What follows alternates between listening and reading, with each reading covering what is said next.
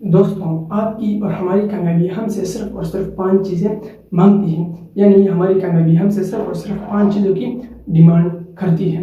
تو آئیے جاننے کی کوشش کرتے ہیں کہ وہ کون کون سی چیزیں ہیں جو ہم سے ہماری کامیابی مانگتی ہیں۔ The first and the main thing is hard work, محنت۔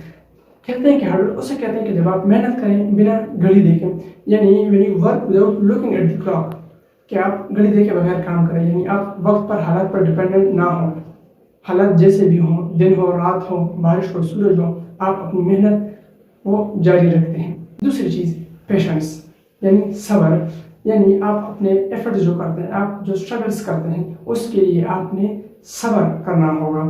قائد اعظم رحمۃ اللہ علیہ فرماتے ہیں کہ کامیابی کوئی حادثہ نہیں کہ آپ کی زندگی میں رونما ہو جائے، بلکہ یہ مسلسل جدوجہد، کوشش، محنت اور محبت کا نام ہے۔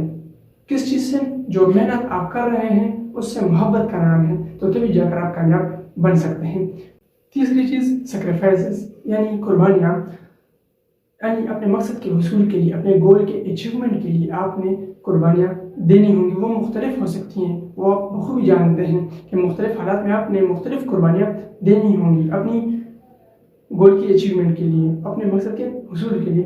کہا جاتا ہے کہ اگر آپ اپنے مقصد کے لیے قربانیاں نہیں دیتے تو پھر آپ کو اپنا مقصد ہی قربان کرنا پڑے گا۔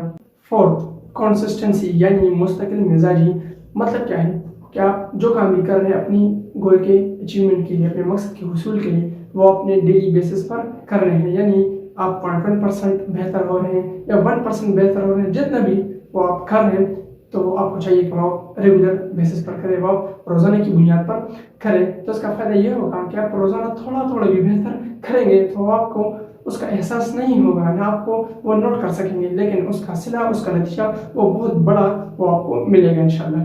Fifth one is self confidence. یہ بڑی اہم چیز ہے، یعنی آپ نے اپنے اندر خود اعتمادی پیدا کرنی ہے، آپ نے اپنے اندر سیلف کانفیڈنس کو بلڈ کرنا ہے اور خود اعتمادی پھر بڑھانی ہے کہ یس، جو میرا پرپز ہے، جو میرا گول ہے، یہ میں حاصل کر سکتا ہوں، اور اللہ سے دعا مانگنی ہے کہ میری مدد فرمائے میرے مقصد کے حصول میں۔